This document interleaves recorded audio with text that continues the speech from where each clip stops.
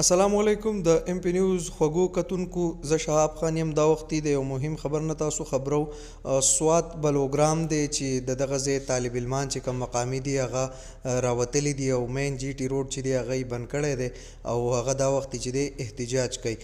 په دغه احتجاج کې زمونږ همکار زمونږ مشر سینیر صحافي مظفر شاه باچا دا وخت څنګه سره د ټلیفون په اړه موجود دی. د هغوی سره په دغې حواله خبرې کوو او د هغوی نه تفصیلات اخلو. باچا صاحب یو جهان مننه جی، دا راته ووایي چې کوم ماشومان چې راوتي دي او دغه احتجاج یې کړی دی او دا روډ یې بند کړی دی، نو دا وخت د دغه ځای څه تفصیلات دي او څه روان دي؟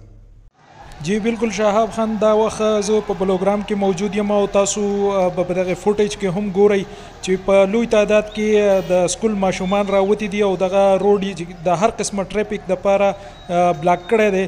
زه به تاسو ته دا هم وایم چې د ټریفیک چې کوم دی نو دا د اوډیګرام نه یا د ګوګدرې نه واخله او د قمبره پورې په مکمله توګه باندې جام دی. په دې کې لوی واړه ټول ګاډي چې کوم دی هغه په دغه ټریفیک کې نښتي دي او مکمل ټریفیک جام دی. باچا صاحب دا راته هم لږ ووایئ چې دغه طالب علمان چې کوم راوتي دي او روډ دا وخت بند دی، د دغه طالب علمانو غوښتنه څه ده؟ دوی څه غواړي؟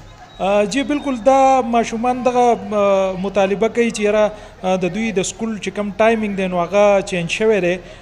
د دوی به په 12:30 بجې چوټي کېده او اوس وایي چې په 2:30 بجې چوټي ده. نو دوی وایي چې یاره دغه زمونږ د سکول د چوټۍ چې کوم ټایمینګ دی دا دې چینج کړی شي او موږ په هیڅ جوړ باندې دغه د سکول چې کوم ټیمونه چینج شوي دي نو دا موږ په هیڅ جوړ باندې نه منو. په دغه وجه باندې دوی راوتي دي او دغه احتجاج کوي.